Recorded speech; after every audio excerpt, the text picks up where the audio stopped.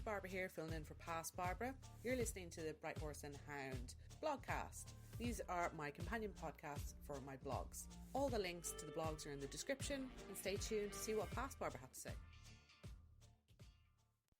I've got my dog's arse in my face right now. Why is it always that dogs need to have their arse scratched? As far as she's concerned, I am sitting in her spot to record this, so I might as well facilitate her by scratching her bum. Rumpy Snuggles is what we call it in this household. Oh, we've gotten right in here. And now we have both cats as well. So, right, it's going to be general chaos. While we talk about understanding how horses learn, and ultimately the language of horse training. So I really want to kind of start with this one because I just think it is really important. I need to get right in there.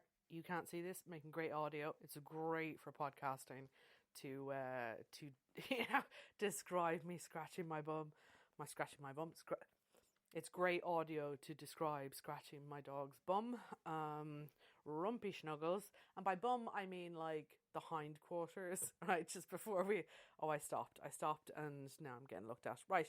Anyway, on with the show. So ultimately, I'm going to start right from the get-go and be like horses are super intelligent. They are emotional animals. They feel pain, they feel emotion, they feel love, they feel separation. They are a social species that feel the cohesion between other horses more so than us. And it's something that I think we hate to hear as horse owners, that our horses would prefer to hang out with other horses over us, but it's true. Like it is unfortunately true. Unlike my dog, who wants to hang out with me more than she wants to hang out with anyone else, evidenced by the fact that I'm getting her arse in my face. Horses, on the other hand, genuinely would prefer the company of other horses, because they're a social species. So they have a really, in order to be a social species, you have to have an emotional intelligence. Because of the way we bred them, they're also highly compliant, and that is literally from breeding, and it's honed through domestication. It is just kind of part of history. But where we run amok is when we start to think of them as like us, because ultimately we've domesticated them for a number of years. They are social species, so are we. They've lived with us for a very long time.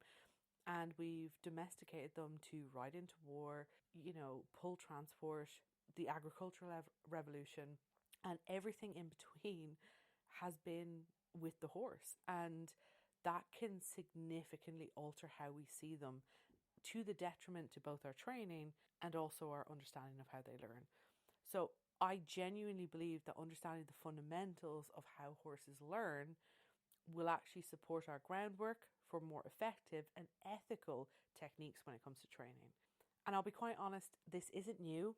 It's really not. It was developed in the 1920s, and there was a big sort of boom in the understanding of psychology and animal learning, and we understand it fundamentally when it comes to so many species. However, before you switch off and decide, oh, okay, cool, it's not new, I already know it, that's great, and the chances are you are already applying a lot of it already, please don't switch off, because this is really, really important. The language we use and the conclusions that we make then for our horse and their behavior, while we might make correct assertions, we also make a lot of incorrect ones. We fail to understand the science behind learning theory and equine behavior and horse behavior, and then apply that to training and learning. And when we fail to do that, we run the risk of not achieving our goals. And I don't dive into in this podcast. There is another blog on cognition and understanding what the horse is. But also it's important to say that, horses are single trial learners because they're prey animals. So the first experience they have of something sticks around a very long time. Fantastic for us. Whereas we can adapt and train and adapt our learning as we grow. So it's really important to understand the behavior of the horse and how they learn, so that we don't end up inadvertently attributing human ideals to the horse, which might not exist. So this blog and the blogcast that you're listening to, and if you would like to listen to the blog, you can click in the description, listen to the blog. if you would like to read the blog, you're listening to this, that's the one, which will hopefully help you navigate through just the very basics, very high level of horse training, and just try and make it a bit more accessible. And that's, and something that you can action today. I really want to leave you with kind of a greater understanding of the principles involved in learning, why we call it learning theory, what's it about, why is it important, how the horse learns, so it can help you bring the tools that you need to your behavioural challenges or just training goals. So I want to start straight away with just explaining what we mean when we say theory when it comes to learning theory, because it can kind of get caught up in that, oh, but that's just a theory, and not understanding where the actual terminology comes from. So the reason we call it learning theory is coming from old principles in science, effectively. And it's all about maths. Now, please stay with me. I promise this is super easy maths. You can do it. So math is one of the only sciences that technically has a quote unquote proof. And the term proof comes from mathematics and its sister child, physics. And this is where every equation effectively, proves itself. So it sounds a lot more complicated than it is. I promise I'm going to explain it. So you can do this. I promise you can do this. 2 + 2 = 4. Yeah, see, look, you got it. Right. So to prove that, we need to unbake the cake. And we say that 2 divided by 2 = 2. We can also say that 4 minus 2 = 2. And finally, we can go 2 multiplied by 2 = 4. So you can see that every iteration of 2 + 2, 4. 4 minus 2 = 2. So you can basically go through it and say that every equation proves itself. And this is what we mean when we say proof. Now, unfortunately, when it comes to the way we speak, we go prove it, like the sky is blue, prove it, that's it. That's where it comes from, and when we say, that's just a theory, like it's because it's coming from that background, and that's where it kind of muddies the water. Now, in biology, we can't unbake a cake. So once we teach an animal something, and behavior is a biological function, we can't unlearn it. So therefore we can't create the same proof. I'm going to stick with my cake example here because I find that's the way people, they're like, yes, I have messed up a cake. I have baked a cake. I understand. So it tends to be a good one. So biology is very much cake, or cake is biology. And I can have all the correct ingredients, right? So I can have flour, butter, oil, eggs, chocolate, baking powder, whatever I need. What kind of cake are you making, Barbara? Listen, I cannot bake. It's the husband that's good at that. So even if I have all the instructions, I know the time I need to cook, I need the temperature I need to cook at, and I have an oven. The issue that we run into is my oven, if you're baking the same cake, is different than yours. Even so slightly, and like, because it a different make, or maybe you preheat and I don't, maybe we have a different oven dish. Like, all of those things are called noise or variation, and noise and variation exist within biological functions. If you read the instructions slightly differently to me, or maybe I don't mix the ingredients quite right, we both might end up with a quote unquote cake, but they might taste completely differently. They might look completely differently, but they're still technically a cake, right? So while mine might be less serviceable, it's going to be less serviceable than yours, it's still a cake. But we can't unbake that cake. You cannot get that egg back. Not like you can with 2 + 2 = 4 and then go 4 divided by or 4 minus 2 and get 2 again. You cannot do that with a cake. And that's biology. You cannot unbake it. The only way we can know if it is really a cake that we have made is to replicate it. And this is what biology does. So we take the same oven, make sure everyone has the same oven. We make sure everyone has the same ingredients. We make sure everyone has the same instructions.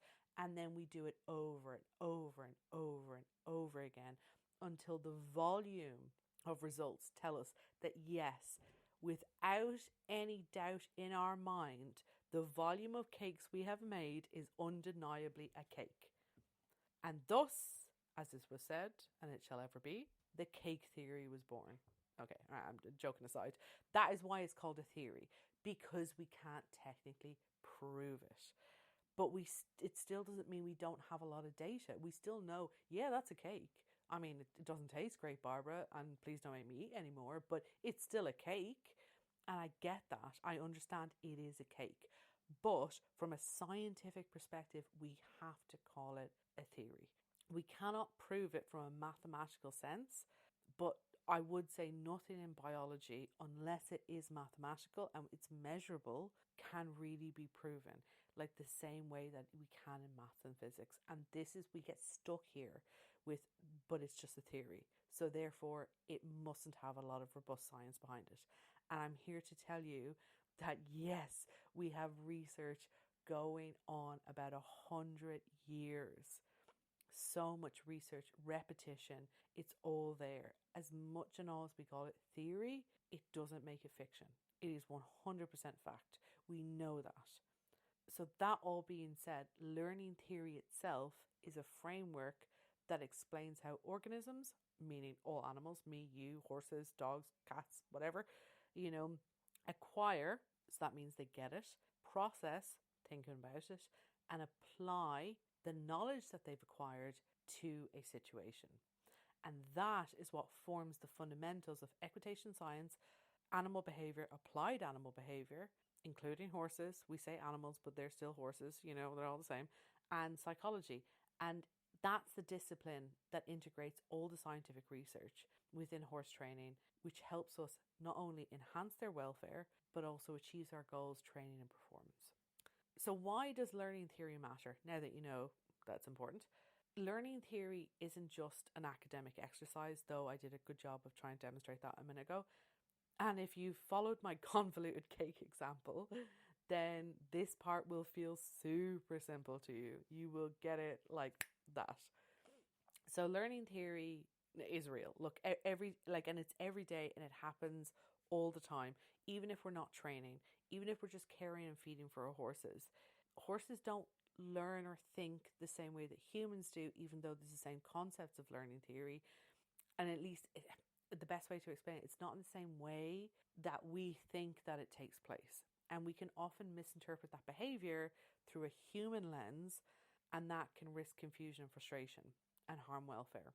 For example, if you're, taking your horse in from the field and they're leaving other horses behind, social species, prey animal, it's really important for them to stay with those species, and they're young and they're scared of leaving those other horses, we can attribute that to their being naughty, which might be a human attribute of a child having a tantrum. In reality, what's happening is the horse is scared. So, and they learn that if they go with you and they get caught and they leave the field, then they leave they leave other horses that are their friends behind, and that can be quite scary. So that's what we mean by it maybe harming their welfare, and also creating confusion, frustration, and limiting our training. Because what could happen in that situation is the horse goes, well, that human's going to come and take me away from the friends that make me feel safe, because I'm quite an anxious little thing. So I don't want to go anywhere near that human. So when we apply learning theory, it gives us the ability to communicate with our horses in a way that they clearly understand. It helps us avoid outdated and harsh methods that fundamentally rely on fear and ultimately I know I'm saying ultimately a lot, but our misunderstanding of what the horse is actually saying. And what I would say is, it's not that it was wrong for the time. We were using horses at a time we didn't know anymore, better. Right, so we were riding into war. Okay, so we needed our horses to travel hundreds of kilometers and just comply because it was life or death, right? We were using horses to, help the agricultural revolution. We didn't know any better, but now we are in a world where horses are our companions, they're our friends. They help us, explore the world from horseback. We get to hack, we get to do competitions, we get to do other bits and pieces. So we want to make sure that we have, grown and adapted and understood what the science is telling us. We're not riding into war anymore. Learning theory can also help us build trust and cooperation through predictability. So if we're predictable and consistent with our horses, that can help build trust because they know what is expected of them and what they can expect from their human. And it also gives us an ability to have fair training, give them breaks, be able to support them and go, okay, well, we need to do this rehabilitation exercise because I need to get you stronger and keep you healthy and fit because I love you, but we want to do it in a fair and principled way. And it can also improve safety.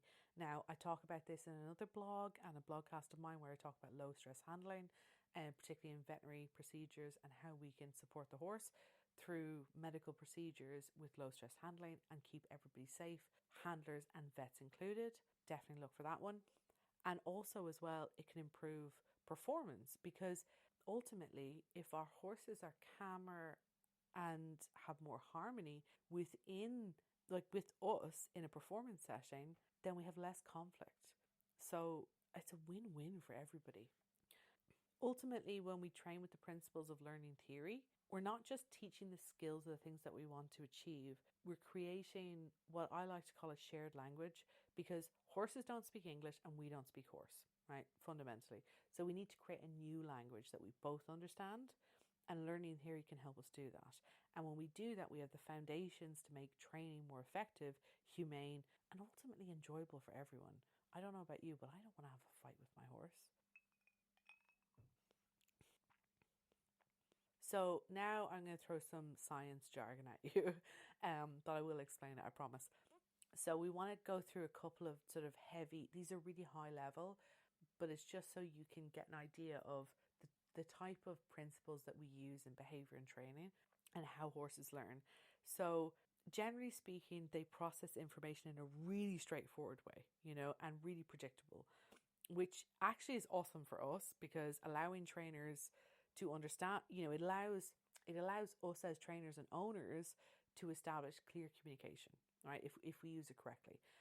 So I'm going to first talk about, something that we don't talk a lot about when it comes to training our horses, and that's non-associative learning. So associative, create associations, non-associative, non-associations, if that makes sense. So non-associative learning involves changes in behavior based on repeated exposure to a stimulus. So there are two types really here, and you probably are inadvertently using one of them without even realizing, and that is habituation. So habituation, which I often call getting used to shit, is basically that. So if I go, oh, you'll go, oh, and my dog's come back into the room. She's like, oh, what's that noise? And that's it, right? So that's a big startling noise. But if you kept doing it, you would be like, oh, it's Barbara in the corner making weird noises. With habituation, the horse learns basically to ignore a stimulus that has no consequences. Now, a stimulus could be sight, sound, smell, whatever it happens to be, and it doesn't actually have a consequence to it. The wind is a perfect example.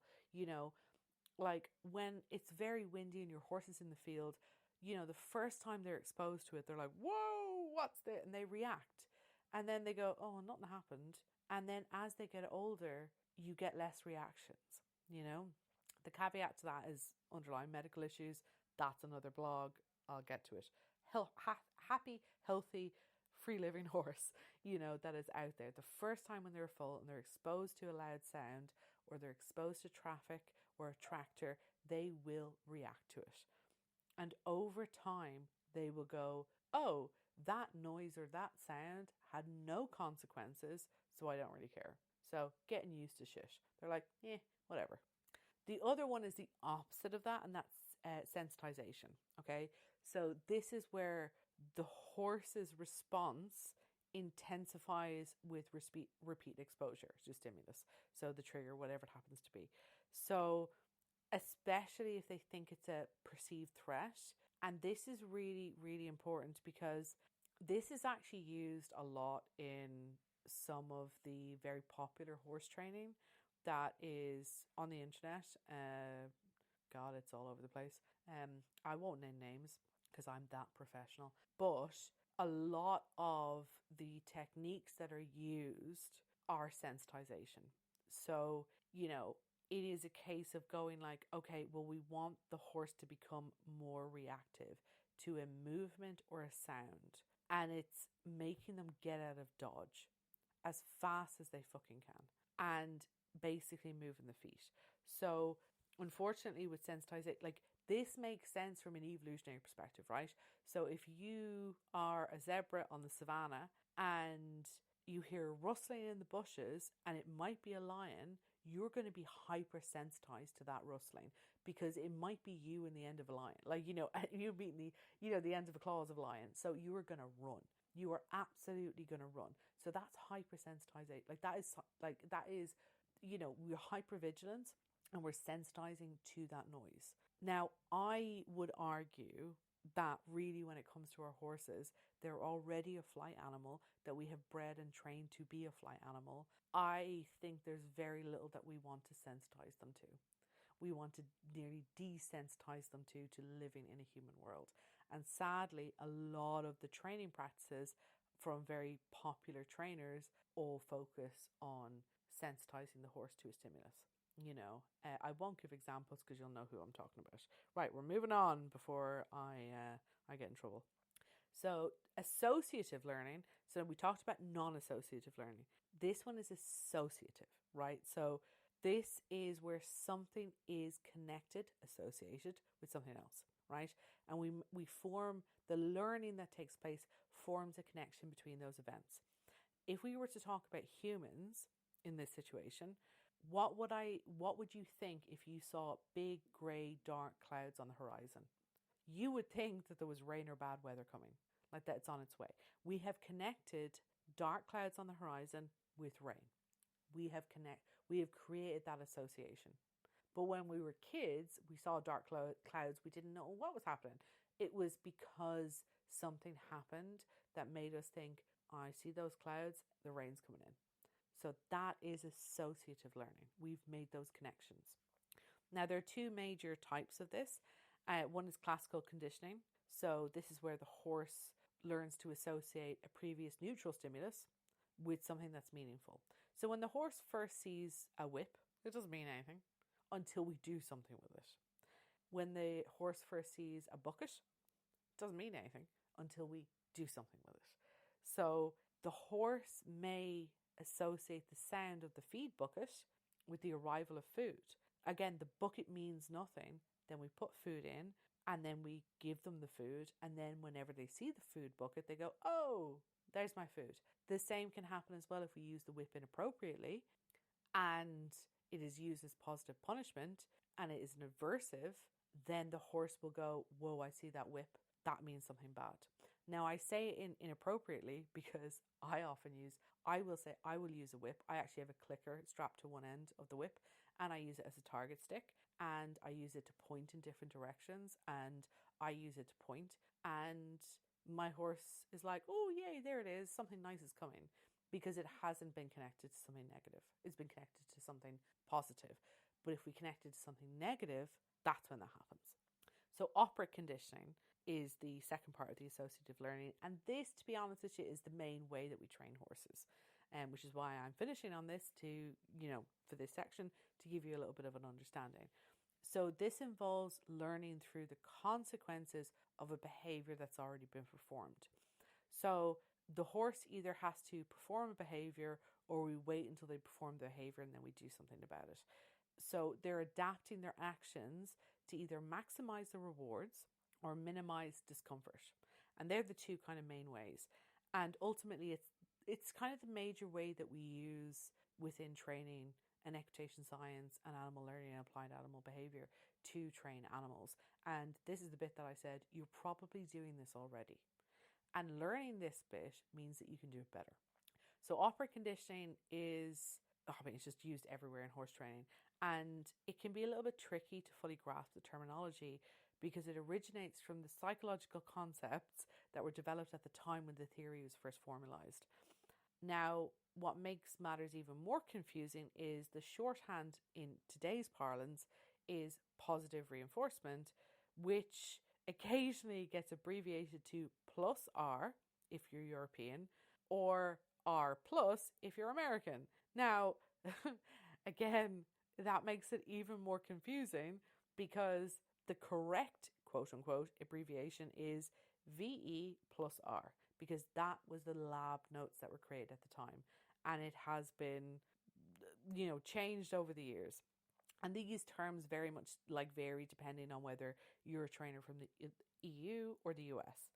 And everybody has different backgrounds of ethology or psychology or animal behavior or clinical animal behavior, and that makes it even more complicated. So the inconsistency on how we describe it, it just makes it more confusing for everybody involved and annoys me, frankly. So I think that's why we often refer to it as pressure and release, or say clicker training. Now, both of those are two separate things, so that makes it even more confusing on top of everything else. But that's why we tend to talk about those things, because we understand it better. But I really do think it's important for you to understand the concepts that are at play. So the key points to remember, to make this as straightforward as possible, we're going back to maths. You're going to hate me. Reinforcement strengthens a behavior. So think of it as reinforcing a bridge. We're going to make it sturdier. We're going to make it stronger. While punishment is designed to reduce that behavior. We want to make it less likely. So that's similar to sending someone to prison for committing a crime. We don't want them to do that again. I'm not going to talk about the judicial system and the crime, because we know that doesn't work. Anyway, moving on. The plus and the minus symbols within operant conditioning are basically adding and removing. Okay, so plus, I'm going to add something. Minus, I'm going to take it away. So again, we're going to go for the prison example. I don't know why I'm doing this. So the prison involves adding confinement. Okay, so we're adding it. That's positive punishment. So that person committed a crime, they performed that behavior, and then we said, we're going to put you in jail. We're going to add jail to you. But it also includes negative reinforcement, a negative punishment, because we took away part of what they needed to be functioning human beings in society. Anyway, I'm going to move on because I really don't need that as an example. On the other side, negative punishment, as I explained it there, we're removing the undesirable behavior. So, taking a different example, if your child knocks over their dinner, knocks it onto the ground, and they have a tantrum, the dinner is taken away. And that is designed to discourage the behavior of knocking dinner to the ground. What's really important is that all of this is mathematical. I know I talked a lot about punishment there, but it's just to help you kind of understand those two big ones, because I think you're going to understand the reinforcement side of things better. Punishment tends to be a bit harder for people to get. It's all about adding and removing something based on the behavior that has been performed to either make it more likely to happen again or less likely to happen again. Now, there's a huge debate about which method is quote unquote better. And I'm here to tell you that it's not about good, bad, or ugly when it comes to these theories and how animals learn. They just simply are, okay? They just exist. It's like oxygen in the air. It's like having a debate with the quality of the air that you have, and going, oh, well, it's only 50-something% oxygen and there's 2% nitrogen in there. No, it just is. It just is. It just exists. And just like oxygen is in the air we breathe, the quadrants of learning and learning theory just are. They're fundamentally interconnected. So, for example, you cannot have positive reinforcement without negative punishment. And you cannot have negative reinforcement without positive reinforcement. It's the reason it's a quadrant and they all work together is because they're fundamentally interlinked. So, if, for example, my horse is hungry, they have negative reinforcement being applied to them. They have an aversive pressure being applied to their stomach. Okay, they are motivated to get food. They perform a behavior, I give them food, reward that behavior, and it relieves the pressure in their stomach. Two things are happening at once. And it's really important to understand that. If my horse thinks they've performed the right behavior and I don't provide them with the food reward, that's technically negative punishment. It's really, really important to understand these things are interconnected. They're not inherently good or bad. They're just how horses learn. Whether we intend to use them in that desired way or not, they're part of the fundamental learning. Now, in the blog, I have detailed some really nice just infographics. I say really nice, I did them myself, so obviously biased, where you can actually see the breakdown of positive and negative reinforcement. I suppose the take home message really here is when we talk about learning theory and how they learn, we need to remove the emotional side of things and say that, oh, punishment is bad and oh, positive reinforcement is the best way to go, various other bits and pieces. We need to just understand their principles as they are and take the human emotion out of it and just understand them as fundamental principles. Because if we do that, that means that we can apply the correct training plan to our horse. So if I've got a horse that's really scared of something and I'm counter conditioning, I want to use positive reinforcement there. I don't want to use punishment because that might make it worse. But if I understand the principles of what's happening, I can apply the correct training. So learning theory isn't necessarily understanding how to train your horse in the fundamentals, or you have to use this one thing. It's about understanding the principles so that you can create a applicable training plan for your horse. So lastly, I just want to talk about, the role of timing and consistency. So training, in order for it to work well and stay kind and consistent to the horse so they can learn, timing and consistency are so critical. Horses work best when they rely on cues that are predictable and when reinforcements happen straight away. If our timing is off or our cues aren't consistent, it'll lead to confusion. There's no two ways about it. As well as frustration, which can have redirected consequences in the behavior and also create unwanted behaviors because there's a vacuum and a void that the horse feels they need to fill. So we need to understand what we're doing in order to apply it correctly. And this is why I think it's really important to understand the principles of learning theory and apply them correctly for the training that you want to achieve, and ethically and kindly. But it starts from that understanding. Horses have to figure out how to apply that learning in different situations. And this is what we call generalization.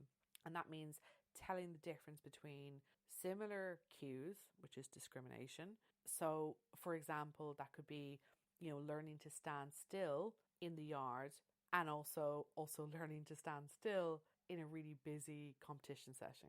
So how do we help them, learn those signals? So it could be the difference between stop and slow down. And this is where shaping and other behavioral modification training comes into it. And it gets, goes beyond the scope of this blogcast and podcast, and it becomes more complicated when it comes to different behaviors and breaking them down smaller steps.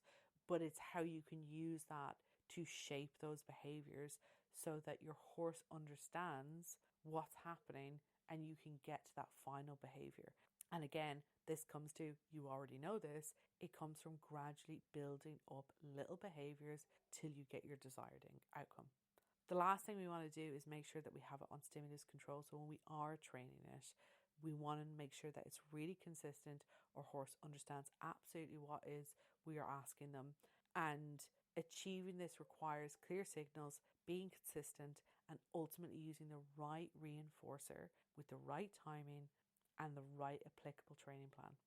And this is where I think it's really important to embrace equitation science, because with equitation science, it will always change, okay, because it's science. So we're always going to adapt and develop the way that we learn and the way that we learn with our horses based on the current literature and what we know is best for our horses.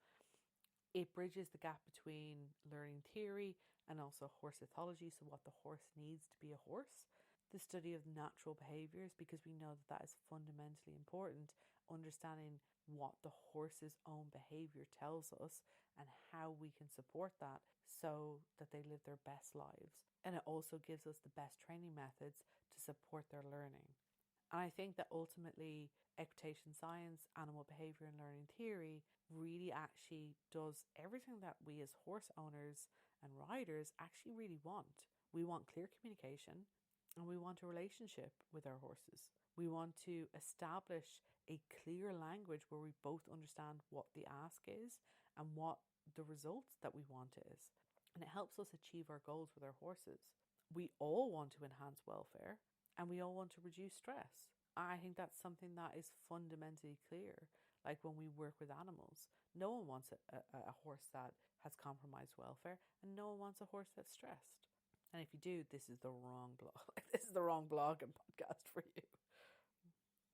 Training in and of itself, I talked about that cake, isn't without its challenges. Like, it really isn't. Like, we can take all these principles, but we can all bake that cake slightly differently. Horses fundamentally are prey animals. They have their own instincts and innate behaviors, their own complicated learning patterns. They can respond to things in ways that we never expected them to. And as I said earlier, they are one trial learners, which is exactly what it sounds. They learn it once and it sticks around, and which makes it very fucking hard for us, which makes it even more important that we try and use careful techniques to set them up for success. The final point I'll make before signing off is we need to really make sure that we don't anthropomorphize the behavior that we see in our horses. This means attributing human emotions or reasoning, they know what they did wrong, they're being naughty, that type of thing, to our horse, because ultimately that can lead to misunderstandings between us and our horses, and that lack of communication develops, and then it will lead us to apply an inappropriate training method to our horse. And we want to always look back and go, is this an appropriate training method? Is this what the horse is actually feeling or experiencing based on their actual natural behavior or the ethology? And am I applying the correct training to that situation to be able to rectify that training problem? That's it for me tonight, guys. It is getting late and I haven't had dinner. This was a very long one. I hope you've enjoyed it. It was very much a high level. There's lots there. There's more in the blog as well if you want to have a read. And I hopefully will do kind of a part 2 for this one to dive into a little bit more. If there's anything in particular that you want me to do a little bit more of, I believe Spotify does comments. I don't know. I don't understand. But you can get me on all my socials. Message me anytime. If there's a particular aspect of this that you wanted me to look into in a little bit more detail, I'll write another blog. Go user generated content. Keep me going. Like I need more work. Anyway, right. With that said, I'm off to have dinner. All the best.